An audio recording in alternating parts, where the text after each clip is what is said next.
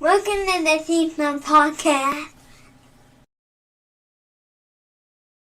Welcome, everybody, to the Scene Snobs Podcast. I appreciate you joining in. Thank you if you're watching live or just watching later. If you're listening, I appreciate it so much. Thank you for the downloads. Please leave us some love. Give us a follow. Give us a like wherever. Ratings, reviews, they all really help. If you're watching us on YouTube, we have lots of great shows, so make sure to hit subscribe and hit that like button because we really appreciate it.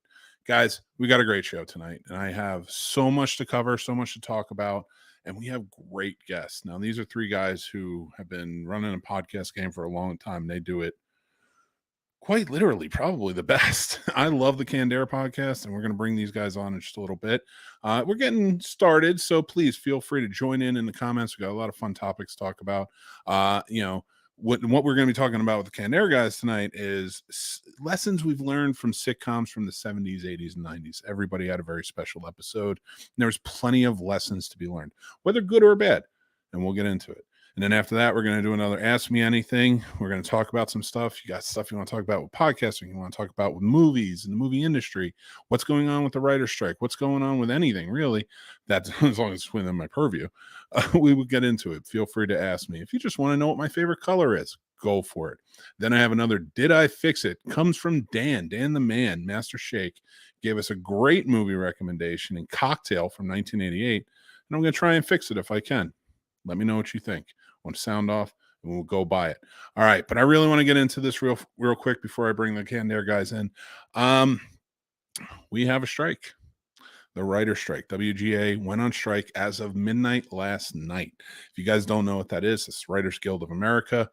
And it's a very important thing that's happening right now. It's monumental for the writers in the industry to fight for their rights, to fight for what they're looking for. A lot of people I've seen in support of them, standing with them, and I think that's great. I remember what it was like the last time they struck, it was 15, 17 years ago, and that was a tough time in the movie industry. If you worked in the industry, it hit you hard. Jobs were very scarce. I was living out in LA at the time. It was kind of kicking my butt a lot, just kind of take what I could get.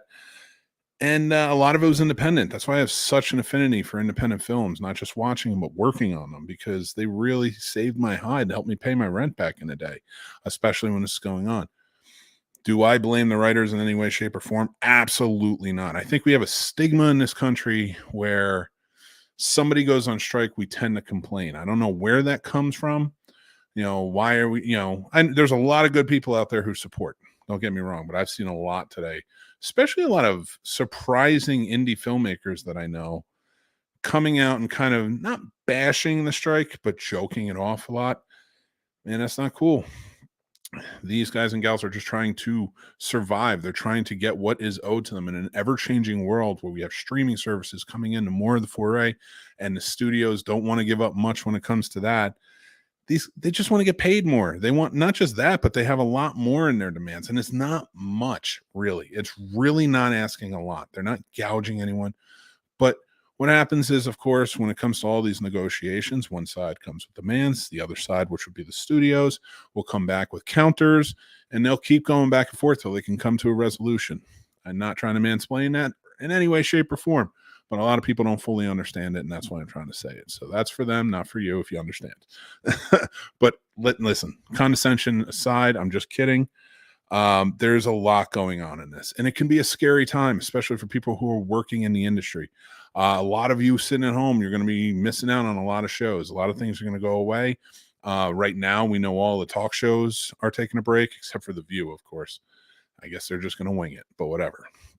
But a lot of shows are taking an indefinite hiatus from putting on new shows. One of them being SNL or the Tonight Show, the Late Show, all that stuff. It's all going to be going away for a little while this is getting resolved, and hopefully it can come to a quick resolve. Because it's the people you don't see, the below the line crew, who are the ones out there really suffering. They're the ones that really depend on paying these bills. Having to go in, they've worked their butts off to get up to the top, and of their field and in their positions, and now they have to go looking for work. I will tell you this: back in the day, the last one, you might see more people. Let's just put it this way: the porn industry is going to start looking really nice soon, and that generally happens when you get a strike like this, whether it be a writer strike or an actor strike, something like that. You got a lot of filmmakers who have to make their money, so they go about it in any way they can. I stand with you guys, WGA. Many friends who are in it, so please, I hope studios, come on, you got to resolve this, help them out. What is going on here? I don't understand how in this time of streaming and how dominant it is, especially coming off of a pandemic, you could allow this to happen and go to a strike. Knock it off. Let's get some resolution here. Let's get them paid. Let's get them back out there. Let's get things running and thriving, because movie theaters are going to suffer again. If this goes for a long time, especially TV series are going to suffer and fall. Do you remember how bad Lost was after the last writer strike? I don't think you do, but ask your parents. They'll know. So we're getting into it. That's a whole bunch of stuff actually happening. I hope you guys will read up on it, check out their demands, because it's really not unfair. So, and I just wanted to show my support. If you have any questions for it, we could talk about it when we get to the AMA portion. I'm happy to answer anything, but I just want to kind of intro and talk about that a little bit, because this is an important thing going on right now. In other news, last night, while the writers were, scarily, I'm sure, waiting the impending doom of having to strike and not work and not get paid, our elite celebrities were at the Met Gala. I wanted to pull up some fun pictures I saw, because clearly, if you didn't know, the celebrity elites live in the Dune world for some reason. I'm sorry. Is this not the French aristocracy back again? I'm sure I said that wrong. I don't care. They're assholes. Look at this. Doja Cat's dressed like a cat. Great. Another Doctor Who villain ready to play. This is some ridiculous stuff. Listen, I like Jenna Ortega. I like Wednesday enough as it is, but come on. You really need to be goth all the time? I do like those shoes, though. Very cool. You have so many weird outfits here. This whole thing screams, let them eat cake.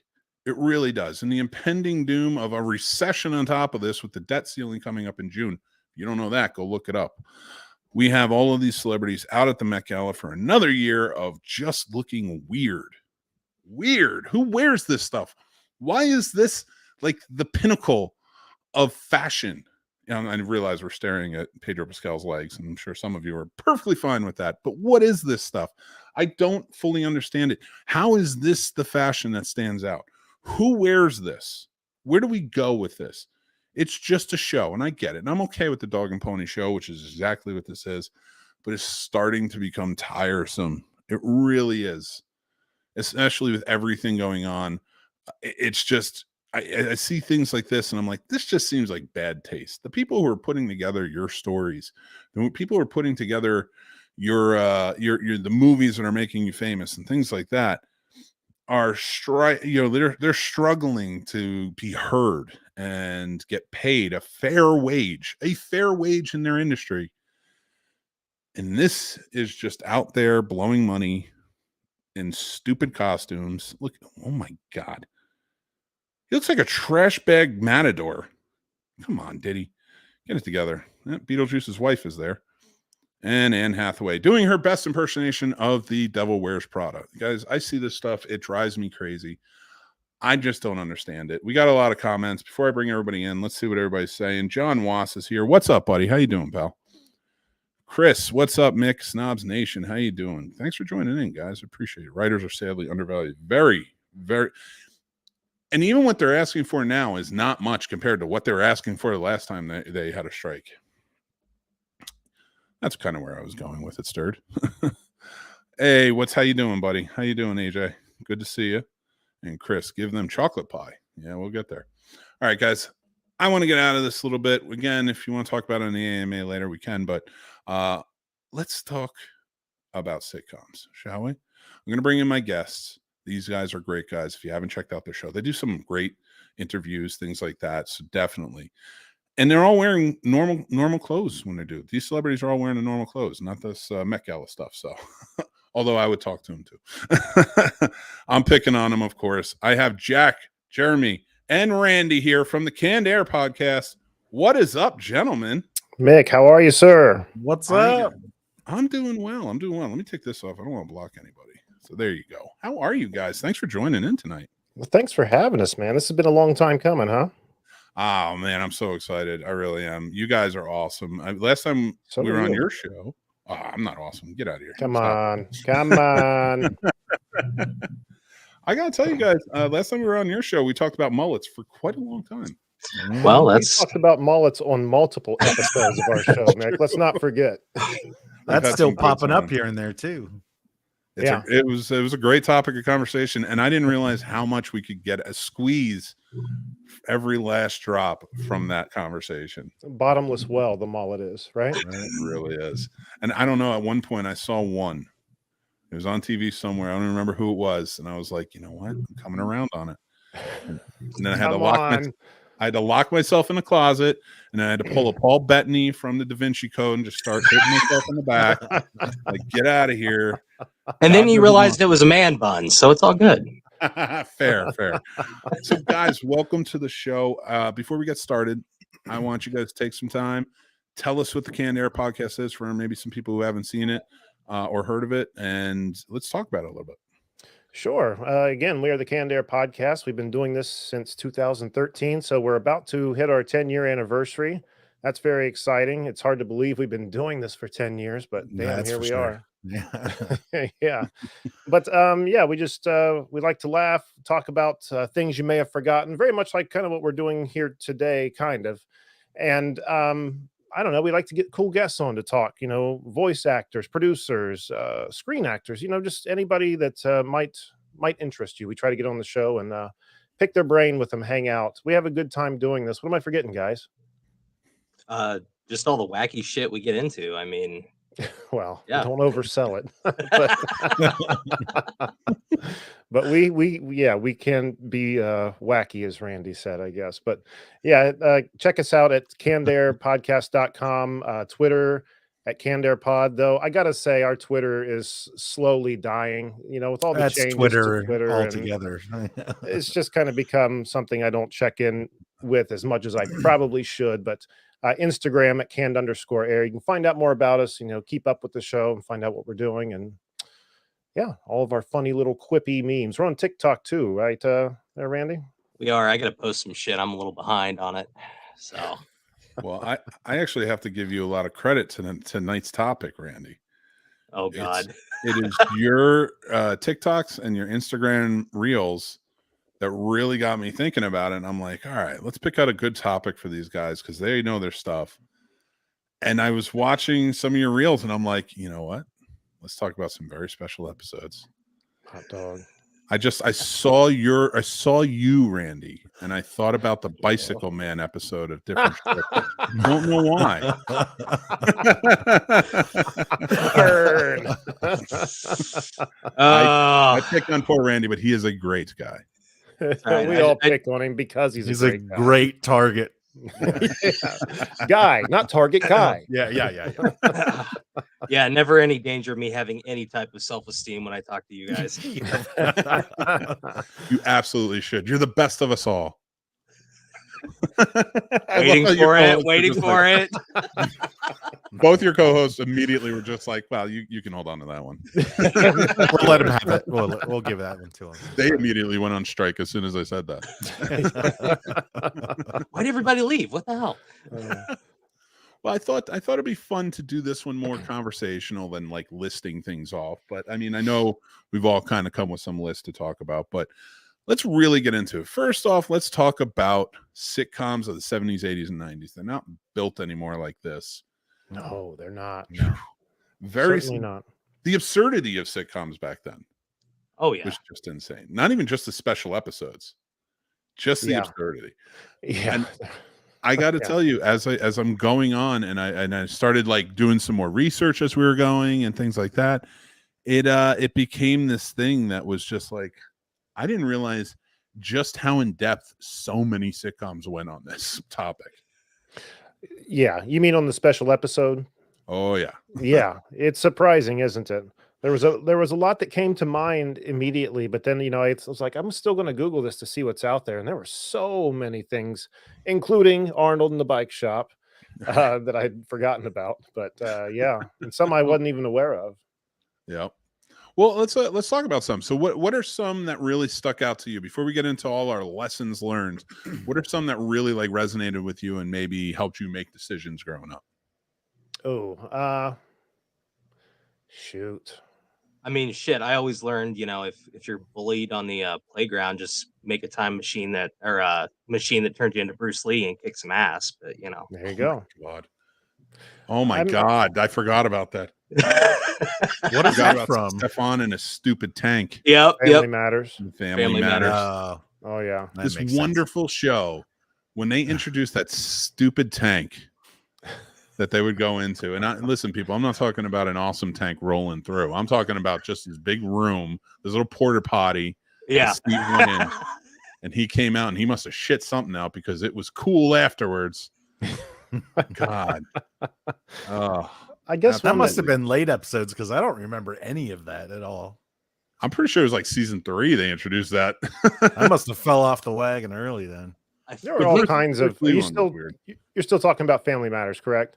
Yeah. Yeah, there were all kinds of Urkel gimmicks. I mean, obviously, again, you guys already mentioned Stefan, but then remember when he made Urkelbot? There was like a replica of himself. I remember seeing that. Yeah. I remember when I was a kid, I was like, I want a freaking Urkelbot. Like, how cool it would be. Do you guys remember the smart car he used to drive before like smart cars were a thing? And then I remember that. Yeah. One the episode, front of it opened up. Yeah. And then he turned it into a drag racer in like one episode. Of course he did. And it was just all it was like you open the front, like it was just a box. Again, another box, this guy. And you open up the door like it was like there was no hood or anything. It just opened forward. And then you just sat in the front seats and closed the door. Right. Yeah. It's like sitting in a refrigerator or a deep freeze or something like that. Yeah. Oh my God. Thank God the car wasn't real. Or was it? I don't know. I always figured it to be like a European car that I've just never seen, but I don't know. Is that a real car? There has to be a car out there that opens. It is real because I remember seeing someone somewhere, and then I remember seeing that episode, and I was like, "Whoa, it's one of those cars." Okay, yeah. Car. Hey, it's a Saiyan space pod. Oh no, just kidding. Yeah, really. That's what it looks like. That is a car I would see on the road, and somebody would be like, "I have the Urkel car," and I would just kick the fender in because that I don't care about the vandalism charges. That's just ridiculous. That one reminds me of the Simpsons episode where the big tall guy was in the small car. Nelson laughed at him and he got out and he was actually huge. He's like, "It's not my fault I'm driving this small car." Pulled down his pants and made him walk the rest of the way. Oh my God, that's amazing. So guys, let's get into it a little bit. We talked about Urkel, and I love that the Bruce Lee. Well, I don't love it, but I loved you mentioning it, Randy. I appreciate Well, you. I had to throw that tidbit in there before I got to my actual one. So I know for me, and I'm going to start with a bad one, a bad lesson I learned from sitcoms. And this is Boy Meets World, because we were in the same grade growing up.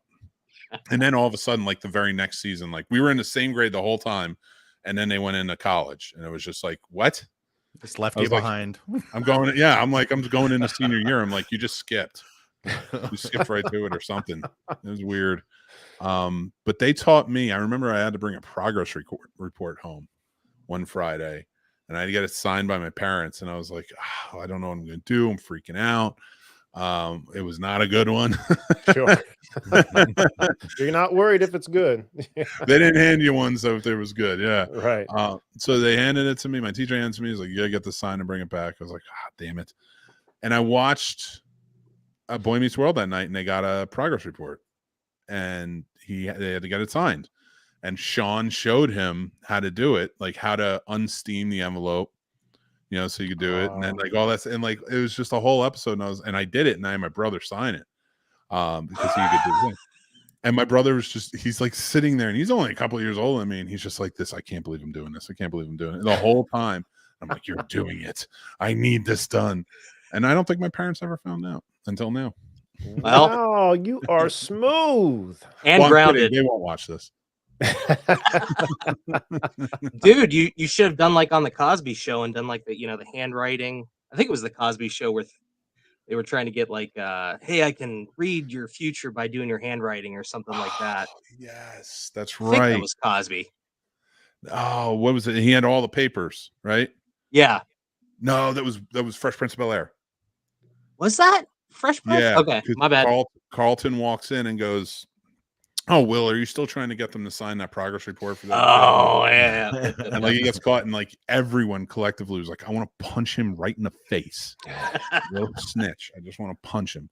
There was we got to speak. Let's talk about some of the more famous ones. Okay. Sure. I think we have Jesse on drugs and Saved by the Bell. Oh yeah, I remember. Yeah. I was just gonna bring up that one. Didn't Zach do drugs too for a little bit? He was doing speed or something like that, wasn't he? She was doing speed. She was doing the speed. Oh, was he it? saved I thought her. he did. Okay. I just can't. I'm so scared. Yeah, she was like overly concerned with her grades and being a good student that she was taking speed. I don't know. I will pass this. Like, no, they had. God, Saved by the Bell was just the worst at everything. Great, but the worst. So Jessie had finals or something going on, and she needed to pass to get to Stanford. Or no, oh, okay. with something else they called that school Stamford or something like that. I don't know. It's stupid. Stansbury is what they call it. Okay. God forbid you call it Stanford. Doesn't even sound like a college. No. Somebody just binged Saved by the Bell, it sounds like. Sounds like some kind of breakfast cereal. Oh, some It Stansbury. Hey, listen, she grew up to become the principal of that very high school. So Stansbury did her well, I guess. You know what else? Nobody she grew remembers up the reboot. Yeah. No. Oh, No. we know. Yeah, okay. After on her way to Stansbury, she went to Vegas. Yeah. Yeah, there we go. That's what I was angling toward. That poor woman really had no career after Saved by the Bell. No. No, she had no career after Showgirls. That's what really just Killed it from there. Yeah. We'll give her one more Yeah. try. Let's put her in Showgirls. No. Damn. It's not her fault. No. It's not no. her No. fault. Jerry's like, no, it was kind of her fault. But I'm still glad she was in it for very obvious reasons. Right. That's all I'll say. Fair. Very fair. Well, I will tell you, Randy, I know you are big on the old school shows. I see your commercials, you're popping up all the time. They're great. They're very nostalgic trip. I feel like a kid again. What is some things you've learned from very special episodes? Oh, you're gonna make me go first? All right. Yes, I am.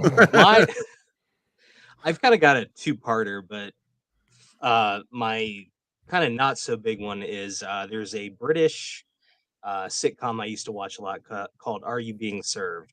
Which yes. you guys haven't seen it, check it out. It's fucking amazing.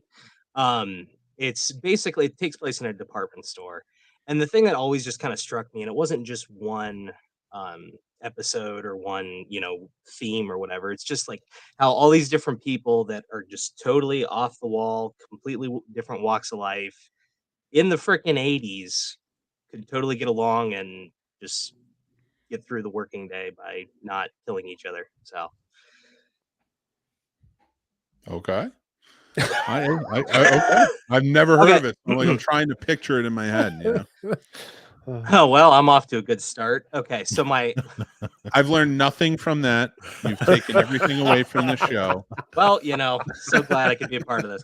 My other one though, Department stores have lots of people to work with. That's what we've learned. Lesson learned. A very special episode of In Mrs. the Maisel. UK. Yeah. hey, my Marvel book helped me with that. All right, so shut up. Oh. So no, my bigger one, or my actual one, is from the Fresh Prince of Bel-Air, because I was a 90s kid, so like that was my jam. And you see it played a lot now on like social media, which is the pool hustle with Uncle Phil. So for those of you guys remember that, right? Not the Jack? pool hustle, no.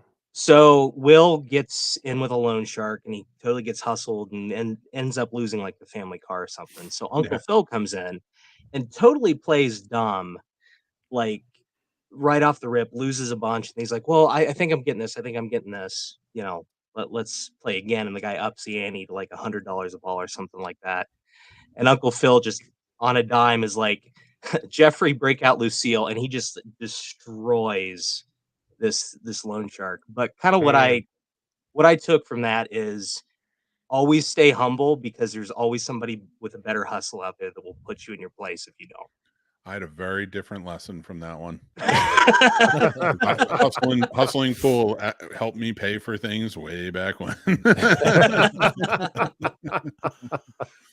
Randy and I are both watching the same one as 90s kids, and Randy's like, you know what? I'm going to stay humble. And Mick is just like, I'm going to make some money. Much money as I can.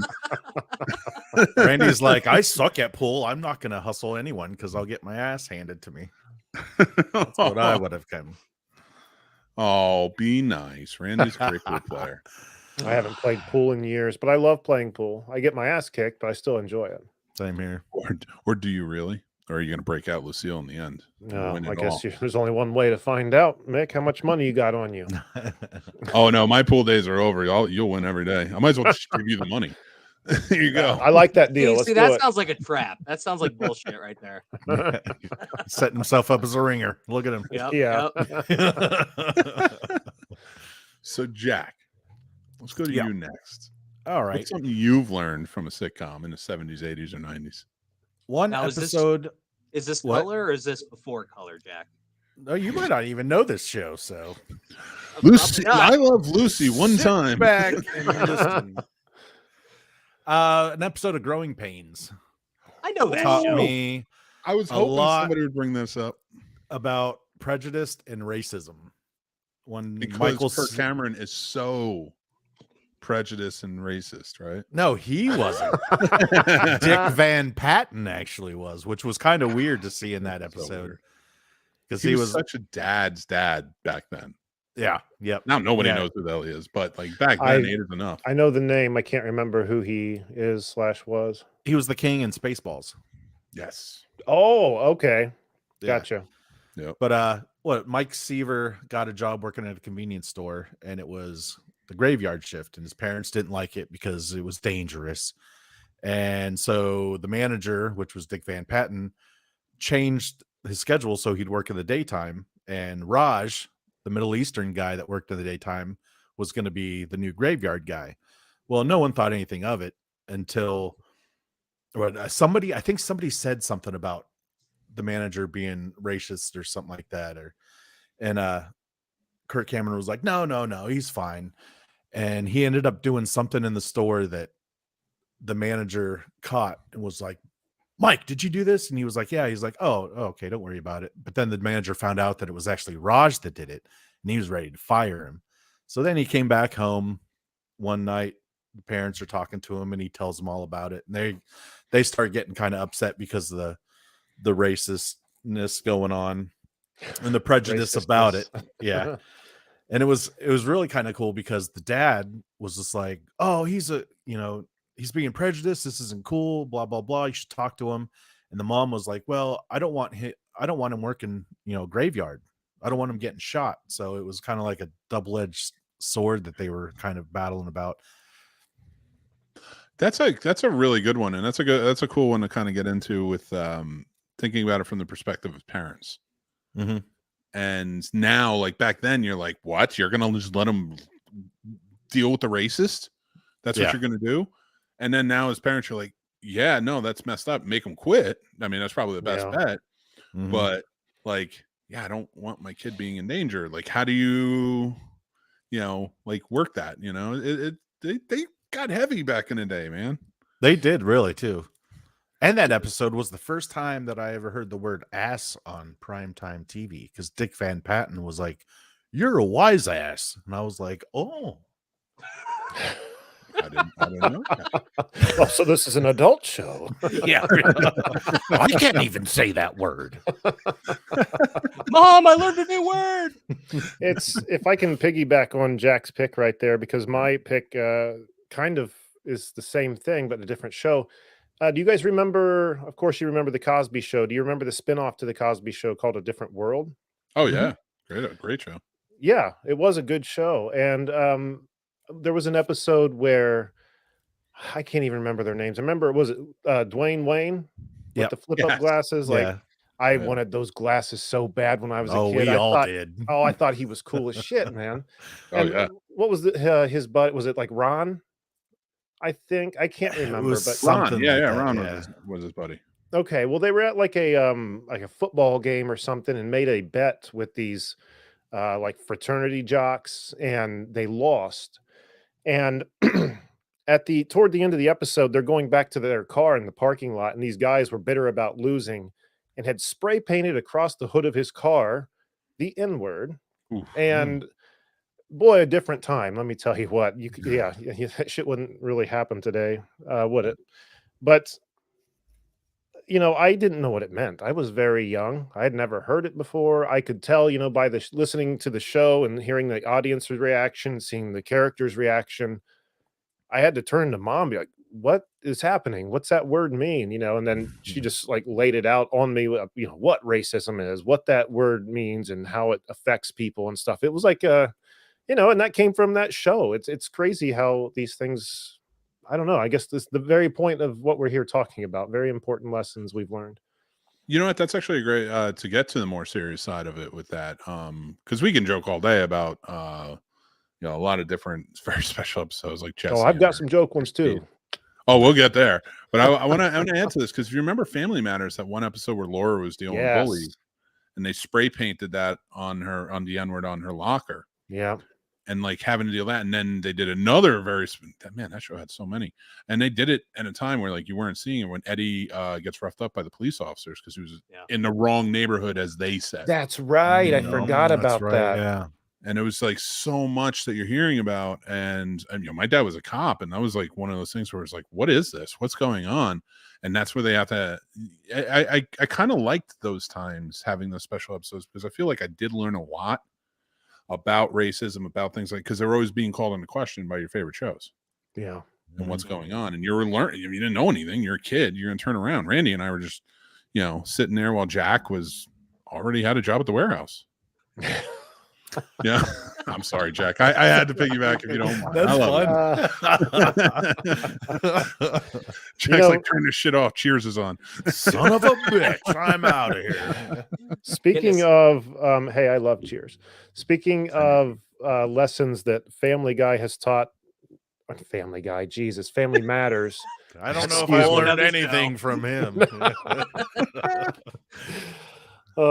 I've learned that Columbus, Ohio is not a vacation destination from Family Guy. I'll say that. Well, we trash, Brian. Yes, we are. But Family Matters and Happy Days taught me that if you are a middle child who seemingly doesn't have much going on in the family dynamic, and one day your parent says, why don't you run upstairs and get something? Don't do it, because you will never come back. You'll never come back. That's very true. There's so many shows that we can talk about in that instance.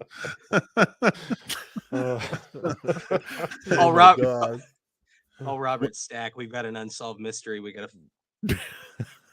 Yeah. Judy's missing. Where'd they Judy go? went off and did porn. Remember those rumors? Oh. Were they rumors? I thought there was some truth to that. I felt like I There- investigated that before. Maybe I'm mistaken. I think There we might have had, been. or we looked into it or something like that. Whatever the case was, it didn't put a smile on your face. It was kind of like, oh, poor girl. But I could be wrong. I feel like that was the case. That was been a long time ago. No, it wasn't Judy. It was Stephanie from Full House. Did she do porn? No, she got into meth. No, she didn't do porn. She did drugs. Nah. But she's off them now. She's clean and she had to doing for good. Fuller House. Yeah, that's why she quit? I thought she quit for the kids, but I don't know.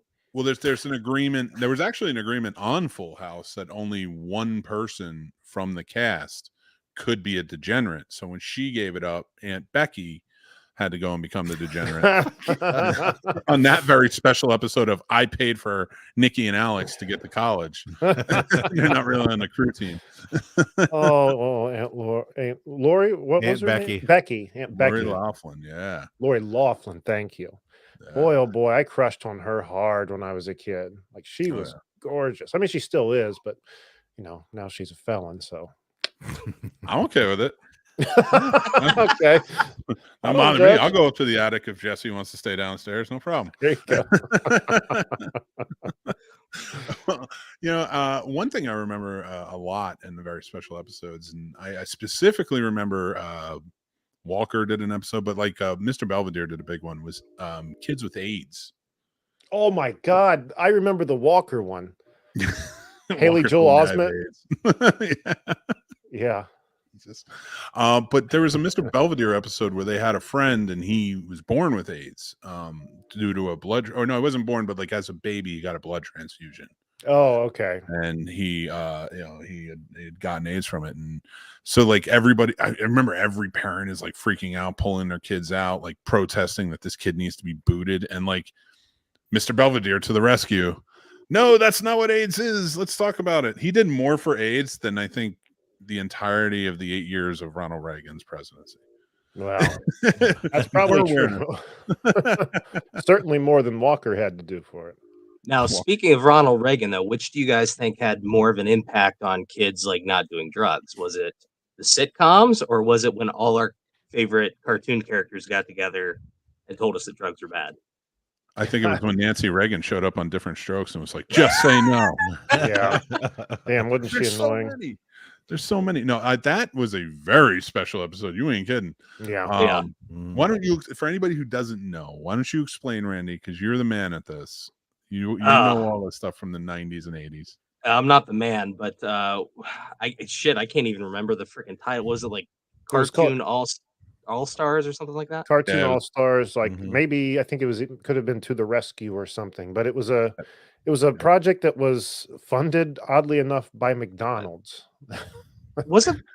Well, it opened with Ronald and Nancy Reagan too, though, right? Wasn't it part of Yes, it opened up with them like sitting in the Oval Office or somewhere. I don't remember. And they give a quick thing about you don't want to do drugs, and then the show starts. Yeah, and I just remember running this all the time at Blockbuster, not for that message, but just because Michelangelo, Alvin and the Chipmunks, Winnie the Pooh, Alf, Slimer, yeah, like Garfield. Everybody was in it. Yeah, that was a big deal. And there was like it had to be the president stepped up, or and said to all like Disney and Warner Brothers, like, we gotta have all these characters if we're gonna make this like an impact. Like you can't have Bugs Bunny but not Mickey Mouse if you're gonna really do this. And it actually reminds me, because it's still held true, because when that special came out, it was 1990. The rule of Who Framed Roger Rabbit was still true, which was, for anybody who doesn't know, Mickey Mouse and Bugs Bunny and Donald Duck and Daffy Duck, who are all in Who Framed Roger Rabbit, had to have the exact same runtime, like screen time that they were on. Neither would that was it. Like they had to be the same exact. That's why you had Mickey and Bugs coming down at the same time skydiving. Then you had Donald and Daffy playing it together. It's because they could get away with it and have essentially these huge stars. That was the same for this one, but not for everything. So like there are some that could be on there longer or shorter and stuff like, but they had to be used. And I don't even think Mickey was used in this.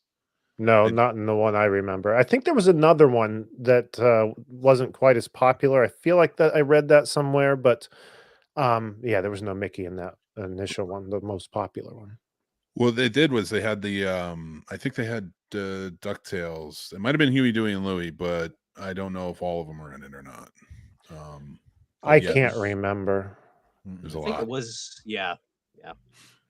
I just remember, like, I never walked away from that special being like, man, drugs are not for me. I'm staying away from drugs. I walked away from that special being like, it could have really used some more Michelangelo. Yeah. But it was fun. Why are you showing the ones we really want to see? Yeah, really. I will tell you a lot of those drug episodes from back in the day, because I just didn't do drugs. I got into drinking, young and stuff because I'm Irish. You got to just jump in. But it was the drugs. I was like, no, I don't want to do it. I know too many people who are doing it, and too many of my favorite celebrities have told me it's really bad, even though they were probably doing all of it. Oh yeah. At all times. I was like, I'm not going to get into it. And I remember when it came legal here in Virginia, I was like, I'm in. Weed all the way. Let's do this. Not a gateway drug. I learned my lessons. I was like, I'm going all in. Whatever, it's legal. But I think about back then, and I'm just like, how insane it was that most of the things that you saw that were being represented in these shows was weed. Yeah. It wasn't even like pill. Like, I mean, Jesse, of course, but whatever. Have fun, Jesse. Should have been coke. You should have been doing rails off that Bayside bathroom, but whatever. Jesse When has it a was crack weed, pipe. though, when it was weed, though, in the show, it was usually all you'd ever see was like just a super small, twisted up piece of paper. You never really Yeah. saw anyone Yeah. smoke it or anything, or Well, okay, except know for that that they were stoned. there was that PSA in the late 80s, early 90s that showed a lot more than just a twisted thing. I mean, it didn't show someone smoking it, but remember the commercial where the kid's sitting on his bed, rocking out with his headphones on, and his weird looking dad comes in. Yeah. That one. Yeah, Yeah. what? Oh yeah. And he like holds that box open and goes, tell me, where did you get this stuff? And there's all kinds of little treats in that Yeah. box, man. I'll tell you, we went back and we're talking about the 70s. Like one that really stuck out to me too. And it's so crazy that it's not as prevalent in a lot of these discussions, especially when we're dealing with teenagers. Abortion. And Maude, I remember, dealt with that when she got pregnant. Really? Yeah, and that was a long time ago, and to have that kind of deal with it, that was a big deal. But it's weird seeing some of those old 70s shows that have that kind of stuff in there, because you're like, really, they went there back then? Because it was so unheard of. I mean, most of the time you didn't hear about it on shows in the 80s. To hear it was on in the 70s. So yeah. Yeah, even like All in the Family. Edith had her birthday party where there was a surprise party, and before she went over, a salesman came to the door, and then it was an attempt of rape. She got out. Oh yeah. Like it was just like that's insane. Like the same. I'm telling you, we talk about the 80s and 90s and how they just did them different. Then you go back to the 70s, and it was like, oh my god, this is a lawless jungle that's just ready to touch down on everything. This is like pre-code crap. Wasn't there a sequel to All in the Family where it was just Archie? Archie's Place, yeah. After No. Gene Stapleton left the show. Didn't that follow Edith's death?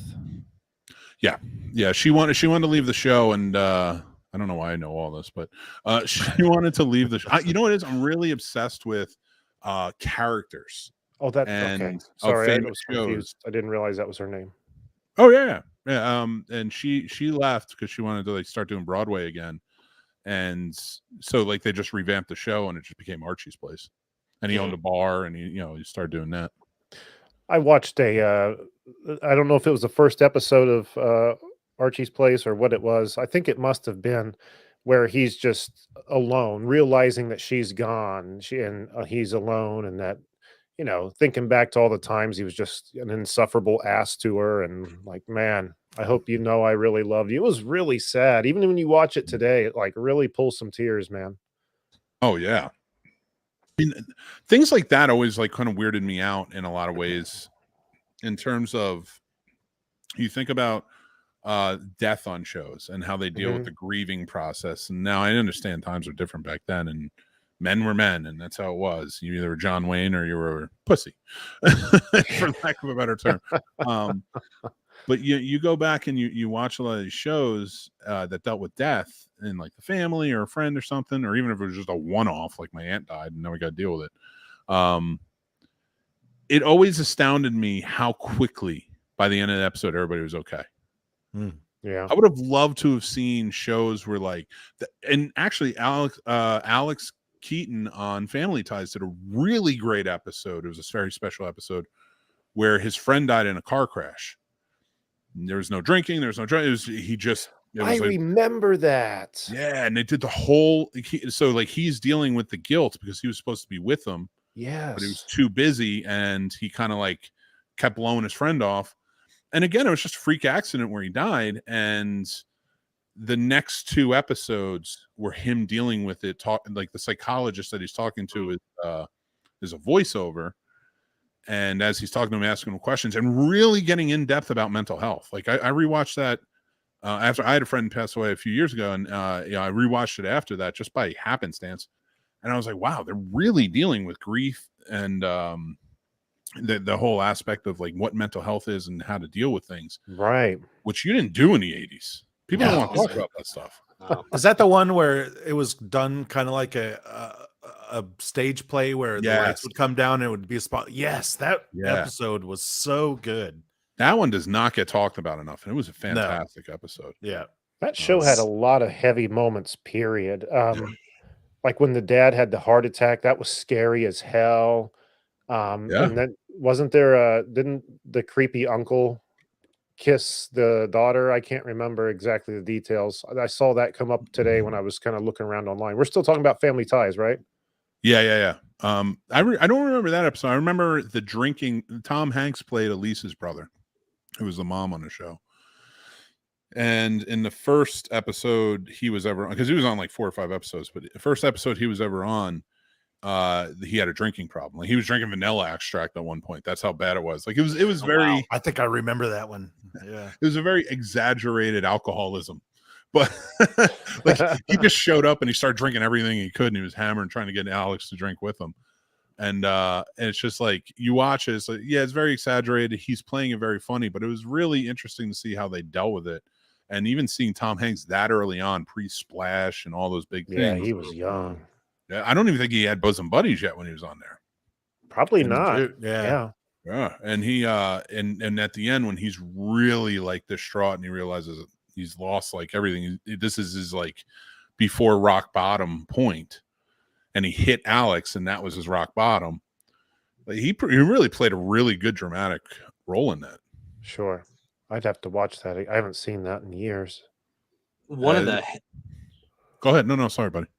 I was just gonna say one of the heavy moments that always kind of stuck with me was when Will Smith got shot on Fresh Prince, like that whole like robbery scene, and then Carlton like freaked out and got a gun, and I think there was like 2 or 3 episodes after that where Will was in recovery and like everybody was dealing with that. So similar thing. There's another really hard-hitting Will Smith moment where his hand went straight across Chris Rock's face. That hit hard. That hit real hard. Yeah.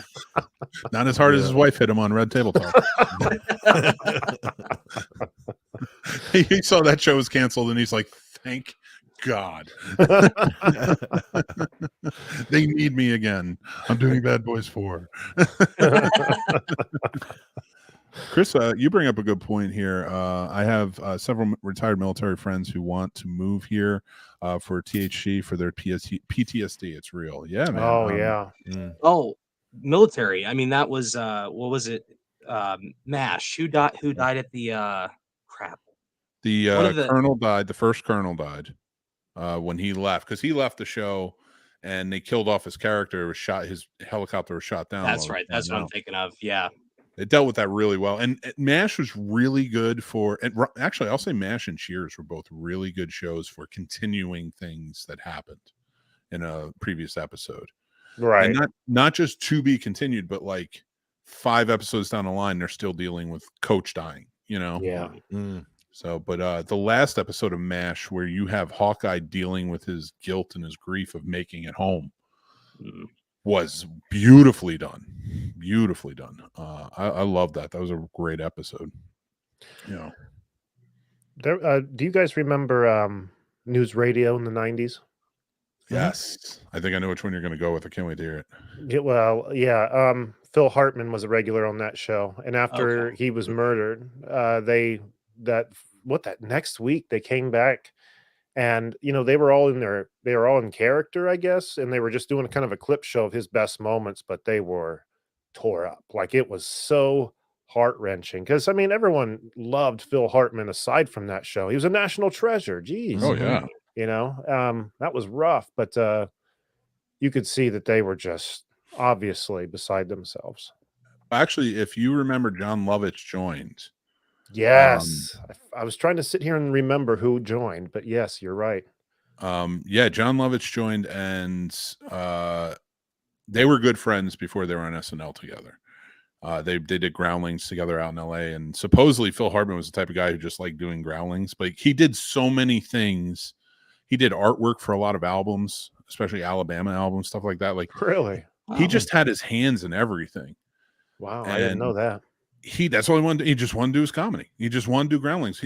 Like, SNL had been trying to bring him on for so long, and he was like, "Nah, I'm good. I just like doing this," And he did like 9 years before he even went to SNL with John Lovitz. Wow.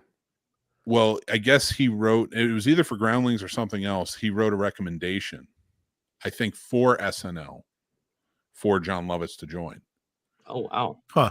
And that letter that they read is the letter that Phil Seriously? Hartman wrote. John Lovitz had it read on, as a tribute to him because he wrote it. And yeah, if you watch that scene again, like, look at John Lovitz's face. Wow. Yeah, it's pretty crazy. Somebody told me that years ago who I worked didn't on the realize show. And it's just an interesting turn. And like, I love when they add little stuff like that to these shows and stuff. Right. Wasn't Seth Rogen, not Seth Rogen, Jesus, Joe Rogan. No, He Joe played the Rogan. technician, that put everything together. Like he was like the engineer guy for the radio. Yeah, yeah. And was Andy Dick in that one too? Yeah, unfortunately. Super problematic Andy Dick. Isn't that the truth? Wow. Yeah, no, he was in it, and yeah, just like shows like that, man. Like, I think about all these very special episodes and the things you learned. Those were like the lessons for us, I think. Oh yeah. Dealing, like, we, like you said, like, a great point was like the racism. Like, you're a kid, you're not born racist. Like, you have to learn about it. Mm-hmm. Yeah. And like, I feel like for me anyway, I can't speak for everyone, but for me, like, I learned about it by watching shows like that because it wasn't prevalent in my life. So Yep. Exactly. I learned about it watching it, and it just it hits hard for sure. Yeah. It was hard to believe that kind of stuff was happening out there. Yeah. Well, Then you go see it in real life, and you're like, "Wow, this is TV is real, kind of." The cherry on the cupcake. it's almost like these writers know about life. So we should pay them, Hollywood. There you go. Yeah. I've got a I don't couple. Oh, sorry. Go ahead. No, please go ahead. I was just going to say I've got a couple quick more picks if we have time. We have all the time you want. Okay.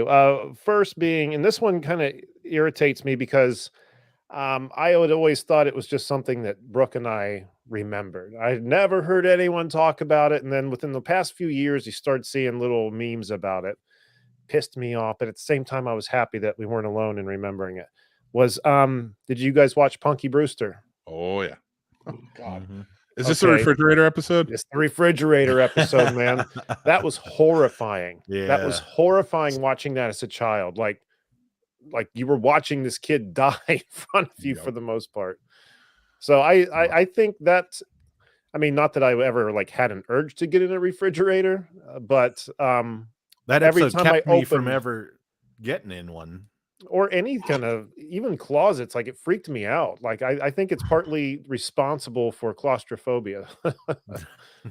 Dude, I remember, and it's funny you mentioned that too. Like, cause yeah, I remember that episode, and I never stepped in I was like, nope, I'm Not good. going in that refrigerator. Thank you, Punky. Even when Indy showed up in that god awful crystal skull and jumped in one, I Oh, I was forgot. like, what are you doing, Indy? Just take the bomb. You'll die in there. Didn't you watch Punky Brewster? And that fridge that India was in latches when it closes too, so there's no getting out of that one. Well, so Yeah. did Cherries. That's why she couldn't Was get it? out, right? That's yeah. They hit you. Yeah, man. They get you with that and like all those different ways. And like dealing with suicide and stuff. Like I learned so much about it then that really just shocked you at points. Like the Bicycle Man episode, I remember watching that young from Different Strokes, where the bicycle shop owner was diddling kids, for lack of a better term, on this show that we're doing. And it didn't resonate with me.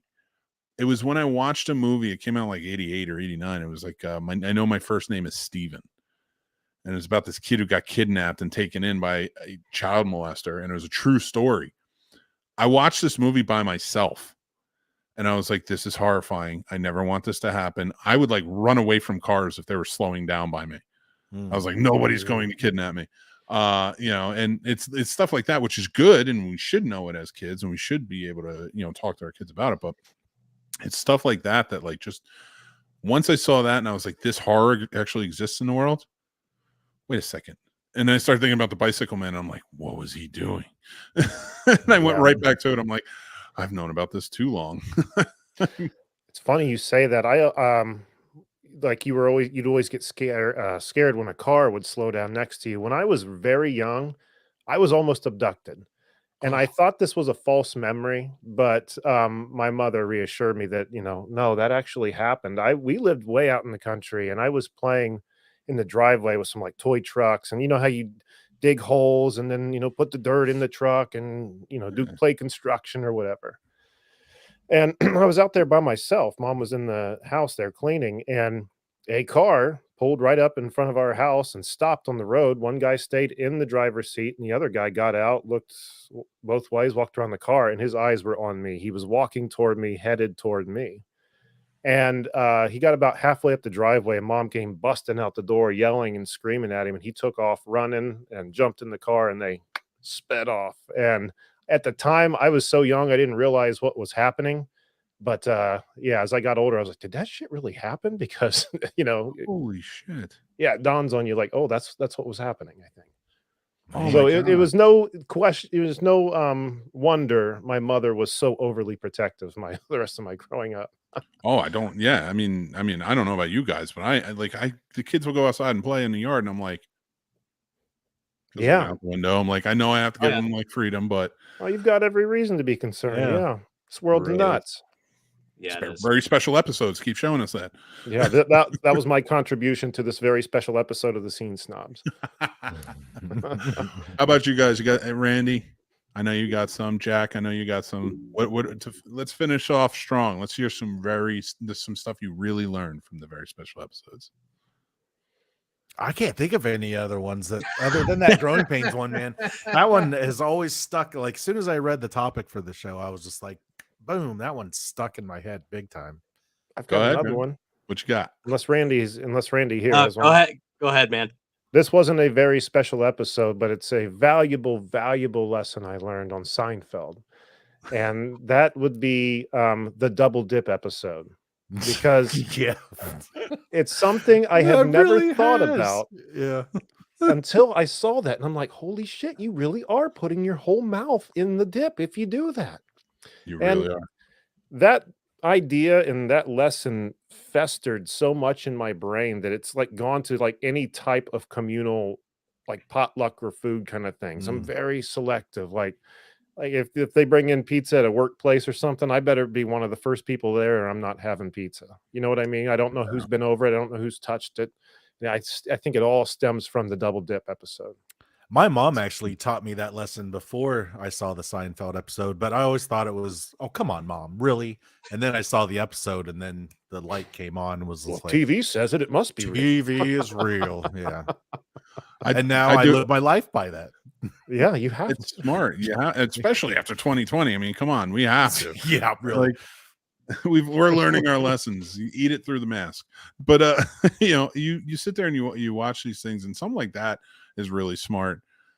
Because you don't think about those things, but that's the most Seinfeld was good for those subtle, like, don't be an ass, don't double dip, or get another bowl and have your own. Sort of thing. Like, go, like, put a little bit in for yourself, and then there you go. You can do whatever the hell you want. Which actually, you know what? Listen, assholes, if you're putting together a party, and not you guys, just the assholes out there, if you're putting together a party, you need to get little bowls for us to put the dip in. Come on, it's 2023. Get with it. How about having the dip like in some kind of like a chocolate fountain thing where you can just hold your chip under the dip and get it like that. But then they'd have that big sneeze shield around it. It'd be a pain in the ass. It's like you can't win when it comes to dip.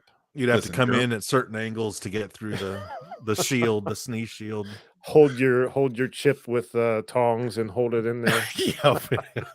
Listen, germs be damned. If I can get back into a Wendy's taco bar or a Sizzler, screw you. Or Ponderosa. Ponderosa is great. Oh, I think Ponderosa's all extinct, right?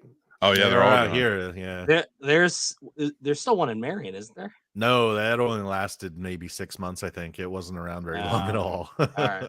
There was years ago. Brooke and I were in. I think we were in like Goshen, Indiana, and we were driving down the road on our way back home, and passed a Ponderosa, and we both looked at each other and U-turned immediately, like we're going back. We got to see what this is about. And I know it might come as a surprise. It wasn't good. It never ends good, but I mean, it starts out that way. When you were a kid, though, Ponderosa was awesome. I loved going to Ponderosa. That salad bar was awesome. Oh yeah, I miss some of those days. Like I know in my brain that like the buffet style Pizza Huts and things like that, they were great. But I know in my brain that like that should not have survived, and I'm glad it didn't. Yeah. True. Guys, I want to say this has been a very special episode of the Scene Snobs, and I appreciate you guys for being on it. And before we kind of close out a little bit and I say our goodbyes, I want to talk about Canned Air Podcast a little bit more. Where can everybody find it? Tell us a little bit more. What do you got going on? Anything new coming out, or that you want to talk about? As far as where we can be found, our hub is cannedairpodcast.com, but we can be found on any podcast player that's out there. Anywhere you might listen to a podcast, we are there. So you can find us. What else? As far as what we've got coming up, we have a new studio space we're working with, so we're adjusting, moving, trying to get everything to where we're recording in that studio all the time. A lot of little things that need minor adjustments, but we're getting there. We have TorgCon coming up in November, which we're going to be a part of again, help host. And we had a great time the last few years we've done it, and cannot wait for this year. What am I forgetting? Did I answer your questions, Mick? Yeah, I mean, that's great for me. Anything you guys want to say, Randy? I was going to say we're very quickly approaching episode 500, so yeah, that's for sure. Kind of a big thing. Well, like we're fall time, I think. Huh? It'll be like in the fall, 500 coming up. Something like that. But they're happening. The 500th episode and our 10-year anniversary episode, 10-year anniversary are happening so close together that I think we're just going to celebrate the 10 years in the 500th episode, kind of a thing. You know what I mean? That's awesome. I love that. Yeah, I'm not sure exactly when that's going to fall. I could sit down and do some math, but I'm not going to. We'll be double dipping that time with the 10-year and 500. You have no idea, Jack. Yeah. Guys, make sure you go check it out. It is linked down below. You can go check out the link there. Go check out their show. You guys have a great show. It's a lot of fun. I appreciate you guys coming on and doing this with me. Hopefully you had some fun. Oh, yeah. a blast. Definitely, Yeah. What's one thing I want to try and start incorporating, especially with guests coming on? What is, and let's do it with podcasting because you guys are so prevalent and you've been doing it for such a long time. I remember when you were celebrating 7 years. So Yeah. like when you said 10, I'm like, wow, has it been 3 years already? Oh my God. Yeah. So it's Where does amazing. time go? It goes. That is for sure. But I love it, and I appreciate you guys not just coming on here, but like you guys are very vocal and helpful with a lot of stuff in doing this. I would love for you guys each to maybe give some advice to anybody who has a podcast starting off, like that you think takeaways that they should probably have. I mean, I've said it a million times before, and I'll say it again. It's just being persistent. Knowing that you want to do this, you have to know you're going to have days you want to quit. You're going to have, Christ, I had one a few weeks ago. Like this far in, I was like, I'm done with this shit. I'm just done. But you got to stick with it, and it always comes back around. Power through the bad times and celebrate the good ones when they happen. It's just the nature of the beast. You're never going to have a podcast that is all rainbows and sunshine. It's just not going to happen. How about you guys, Jack? Randy, you want to add anything? I'd say stay away from news, I guess, if you're going to start a podcast, because you're not going to be the first one. You're always going to be the last if you're just starting out. So you're not going to have, you're not going to be the first word. Sure. Well, that, and we've learned and been told through people who have mentored us, and I guess a way over the years, that it dates the show, which is why we quit doing it. People aren't going to want to check in on a 5-year-old episode to see who's just been cast in the X-Men Apocalypse. No one cares at this point. Yeah. So that's a valid piece of advice. But unless you just want to do the news, I'm not saying there's anything wrong. I don't think Jack is either with doing a news show. No. I mean, if that's your prerogative, then by all means have at it. But if you're looking for longevity, I don't think it's the way to go. Yeah, very So, Oh, go ahead, Randy. so for me, it's don't judge your growth by anybody else's. Just have fun with it, learn your craft, find 2 really good co-hosts that put up with your shit, and just try and be better than you were the last episode. Is that what Did we're you? doing? Depends on the day, Jer. Guys, this has been amazing. That's great advice. And I honestly, like, you guys have given me some great advice as we've been going on and stuff, and I always appreciate it. Vice versa, man. You've been doing this longer than we have. You've got a great show. You were. I don't know anyone else who's as knowledge at podcasting than Mick Manhattan, to be honest. Oh no, I wouldn't say that. I definitely don't know. I am like, I try to follow the steps. I try to do it right, but I'm very much okay, my ass is on fire. It's time to put it out. How do we do this? Well, again, nature of the beast, man. Nature of the beast. But I mean, truthfully, you've been at this way longer than we have, and on top of that, you've been in other avenues of the entertainment business. Like, what you're doing, son. Thank you. I appreciate that. That means a lot. It very much means a lot. I look up to you guys. So, being able to do this with you guys and have you on, and anytime you're always willing, I will always have any one of you guys on, or all of you at the same time. It sounds like it's going to be a beautiful marriage. There you go. And guys, you can make sure to go check out the Canned Air podcast. It is a fantastic show. I cannot gush over it enough, but I'm going to stop. I'm going to stop for now. Don't let us stop you, Mick. Go right ahead. I'll gush again at the end. But I want to say thank you guys so much for jumping on with me tonight and hanging out. Thank you, Thanks, Mick. Mick. It's always a pleasure hanging out with you. Yeah. Take care, guys. And Thank you. guys, have a good one. I'm so bad at saying goodbye to people. Bye. It's even worse in Ohio, man. It takes like 20 minutes. Yeah, serious. Shall I We're walk just you to the gonna car now, Mick? We'll pop back on at 5 and say bye again. Sounds good. I'll make sure to bring Randy back in. Bye, guys. See ya. That was so much fun, guys. I love talking to the guys from Canned Air. They're so much fun. And they really do have a great show. Hopefully you guys go check it out. If you don't, you're missing out. That's really what it comes down to. All right, so let's get into it. We got some people here. Chris is still hanging out with us. Thought he was going to say Costanza. Yeah, I did learn about shrinkage on that show. That is 100% true. And Mick used to strip too. It's true, but not for money. Just probably to get out of situations is really what it came down to. That's why I stripped. But for you guys watching, I really appreciate it. You know, let's do an AMA. I wanted to open this up a little bit more because actually I did one last week, and resoundingly, I got a lot of people who sort of reached out to me and were asking questions and things like that, and said that I should probably kind of incorporate it. So I'm going to leave it to you guys. If you have any questions you want to know about or anything, I will do whatever I can to answer it, sound off. And as we kind of get prepared and stuff like that, we're going to talk about our Did I Fix It? I picked Cocktail. That's right. Well, I didn't pick Cocktail. Dan the Man Master Shake picked Cocktail when we were talking about it because he's going to be a guest on one of our horror conversations episodes this year, where we are going to go off and we're going to talk about we have a lot of fun stuff planned. We're going to talk about on 2 different episodes some fun horror things that are going on, and it's all brought to you by Carolina Fear Fest, who you guys know are one of our biggest supporters. We work with them. We represent the show when we're there. We do live streaming for them, panels, everything and more. It's a great time. It's every Memorial Day weekend. We're going to be doing that. So please jump on in. Let's have a good time with it. But all right, let me fix Cocktail from 1988, starring Tom Cruise, Brian Brown, Elizabeth Shue. There's Kelly Lynch was in it. Like, there's a lot of people in this movie. So basically what it takes place. Tom Cruise is going around New York City. He's looking for a job. He gets a job as a bartender.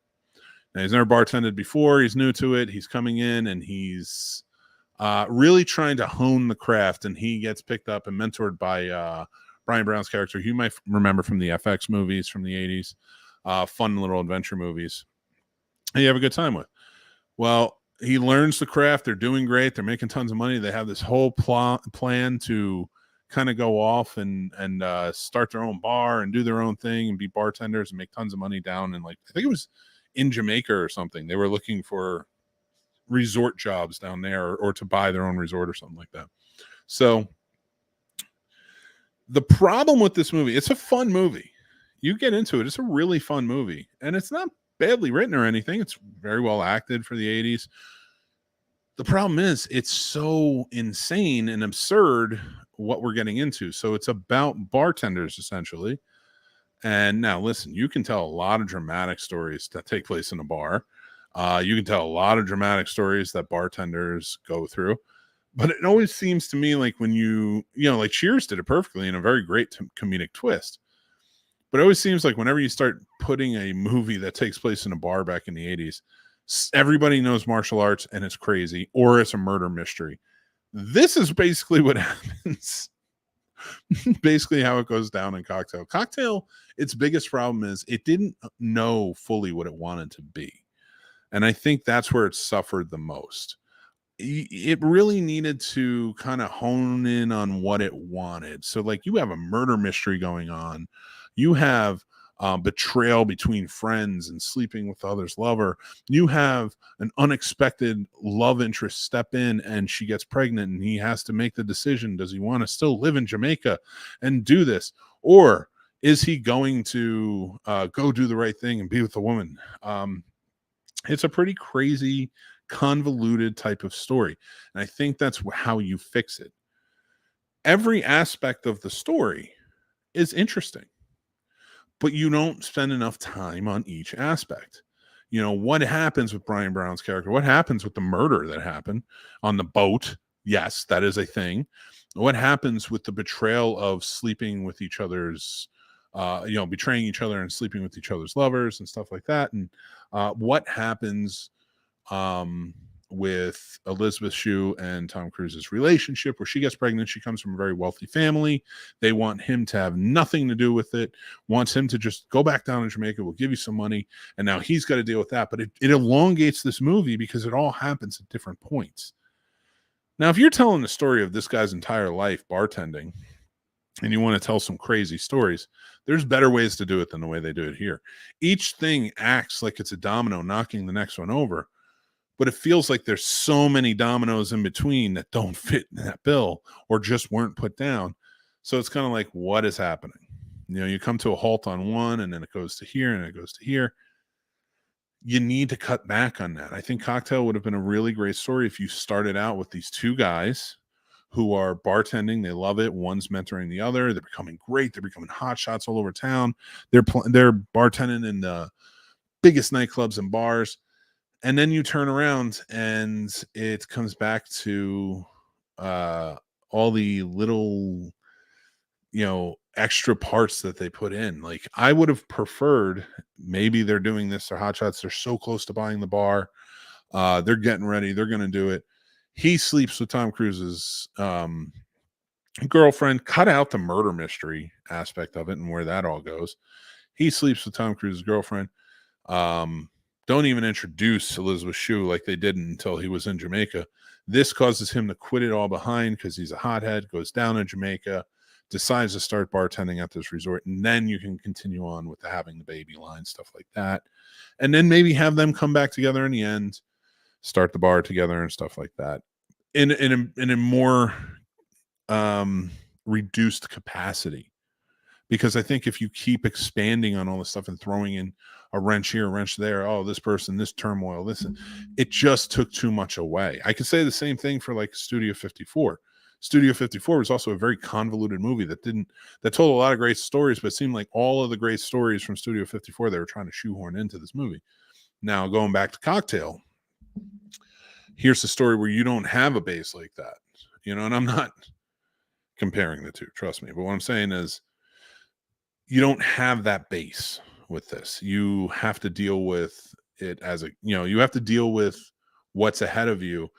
Don't add more on. And that's just what they kept doing. So really, I don't think there's much to fix in Cocktail. I think you remove some certain aspects of it. And then you just stick to like a certain storyline. If you want it to be about the friends and the betrayal that happens, don't have him have this pregnancy come up where he has to deal with that. Make it about the friends. If you want that to be it, introduce her much earlier as a love interest. Maybe she goes away. He gets betrayed by his friend, goes down to Jamaica. She follows him down there as a resort, gets pregnant, realizes she can't be with him because he's just a bartender or whatever. Then you can add that because now you have that element in there. But they just didn't do it, and it really like flaked for me on that. So yeah, I think if you're going to fix this at all, you make it a fun movie the way it was, where it's just in the bar and they're having a great time. Then you add those little bits of drama, but don't add too much, which is what they did. And I think that's what really took away from the movie. Hopefully you guys think I fixed it. If it did sound off in the comments, let me know. I'd love to hear about it. Or head over to our Discord. Check us out there. All the links are down below in the description if you're listening or you're watching. I want to say thank you guys for watching. And just really, let me know if you have any movies that you would like to see me fix. My only thing for it is it's got to be a studio movie. It's got to be an older movie. I'm going to let's stick with 10 years older or more now. Let's stick with that. So like, if you guys want to throw it at me, patrons get preferential treatment. Of course, if you send me anything, I will make sure your movie goes up first. So please just send me a message. Let me know what you think. All right. Well, let's get into it a little bit more. Jason's here. What's up, buddy? How are you? Yeah, we had a little bit of an earlier episode. The guys from Candair, I really wanted to have them on, and they couldn't do 9 o'clock. They had something going on. So, or something like that. I forget exactly what it was, but so I want to do a special time. I also want to talk to you now that it's let's give a little history first before we get there. So when I started this, Tuesday nights at 9 o'clock was always our recording time. It was just our time slot. That's what I picked, and that's what I was doing. And I really wanted to do lives. The first few episodes, I think it was like the first month we didn't do lives.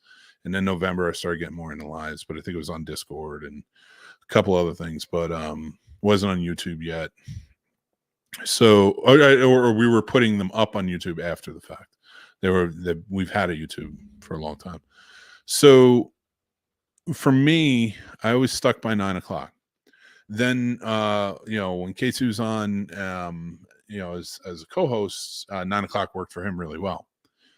I've been mulling over the idea of maybe moving the show to a 7:30 range. And maybe 7 because Sturdy's on at 8, and I really don't want to overlap him at all.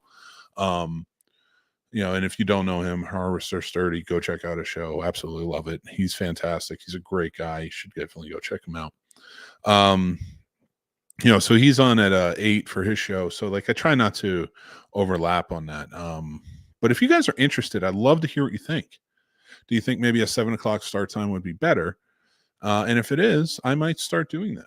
It gives me more time. I can start, putting the kids to bed, stuff like that, which I do beforehand, but they're usually awake still when I come down and do it at 9. So 7 o'clock, that's up in the air right now. I would love to hear what you guys think. But, Sturdy is all right. No, Sturdy's great. 3 Geeks is great too. You guys are awesome as well. All shows have been around a long time and should be celebrated for sure. These are podcasters who really love the craft and they know and do their stuff really well. So let's get into it. I want to say thank you. I appreciate you. I know I haven't always been the good one at saying goodbye. I haven't always been the good one for signing out. Before I do want to let you know that Entertainment Earth is a affiliate sponsor for us.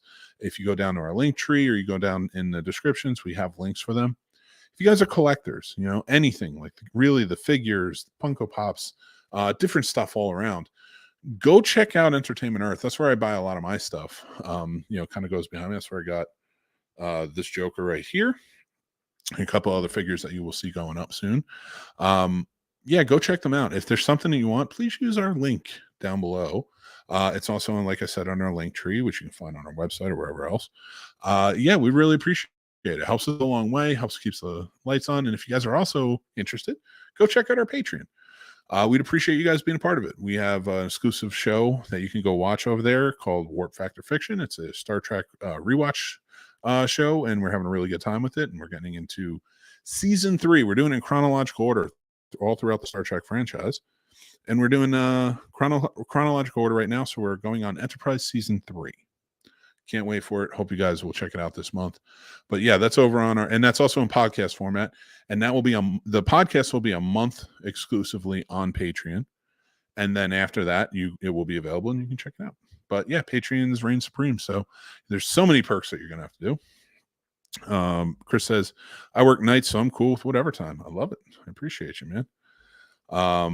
So I just, doing this show is absolutely one of my favorite things. I love it. This is my passion. I started out in the film industry, as some of you may know. I worked very hard to get into producing. And I loved it. It's something I wanted to do. And I talked about it in the last episode, so I'm not going to dwell on it too much. But when I found this, I absolutely fell in love with this. And I know I talked about this in the past too. So again, I'm not going to dwell on it. But my point with this is, I'm seeing a lot of things changing in the industry, and it's changing for the good. It seems we're kind of, these shows are sort of like coming down into a better, more recognizable sort of an industry. I would love to see the push towards an industry really happen. But yeah, ultimately doing this and being a part of this is one of my very favorite things. And I wanted to show some gratitude, and by saying that, I wanted to say thank you for watching and listening. It really means so much to us. Even sometimes I'll get really critical comments of what I'm doing, and or people reach out to me, and not bad. They're criticizing, and that's okay. Constructive criticism, and I appreciate it. Like, hey, I didn't like when you did this, right? I always appreciate that stuff, and I always appreciate the very good tidings and things like that as well. So I absolutely appreciate you guys. I hate to ask for anything. I really do. It bothers me. It's like I have like a twitch running up the back of my neck right now because I know I'm going to ask you guys for something. I would really appreciate it if you're watching or listening. I would love for you guys to be a part of the Snobnation. If you join up in the Discord or whatever, Facebook group, the whole nine, we'd love to have you. It's just, that's what we're trying to build here as a community. But to keep this going, the ratings, reviews, the follows, it really means a lot to us. So if you guys are on different things, like if you have iTunes, please rate and review us. That really helps us go a long way. If you are on Spotify, we would love a follow. We would love for you, even if you want to make a review or something, but like a follow would just be truly fantastic. We're on everything, so you can find us in some capacity somewhere. And maybe spread the word a little bit. If you like the show and you think you know people who might like it, please share it with them. Let them know. And really want to try and build the word out and get it out there. So I'm not going to ask you for much more. I appreciate anything you do for us. Thank you. I'm Mick Manhattan, Scene Snob. This is one of my favorite things to do, spend time with you. I have not picked out when we'll be doing time changes, but I might try again next week doing the show at 7 p.m. I'm also finding it's a lot easier to get people on the lives when it's around 7. So if you guys are watching and listening, please keep that in mind. Head over to the another favor. Please head over to the YouTube channel and hit subscribe and hit like and stuff. But definitely subscribe because I think you really like this stuff. We have a very special episode coming out on Thursday. 2, actually. I will be having a full live review of Guardians of the Galaxy Volume 3. And I will be doing a Star Wars Day special. It is May the 4th, and May the 4th be with you and also with you. But no, we're going to do a Star Wars Day special. Hopefully you'll join in. I'm going to have a bunch of 5 takeaways as well, where we kind of cover one of those fun things in Star Wars that we really like. I'm not going to give anything away right now, but make sure to check out the YouTube for that. That's only a show you can find there. All right, guys, until next time, I'm Mick Manhattan. Thank you guys so much for joining in, being a part of this, and supporting us in so many ways. You are truly fantastic, and I love and appreciate every single one of you.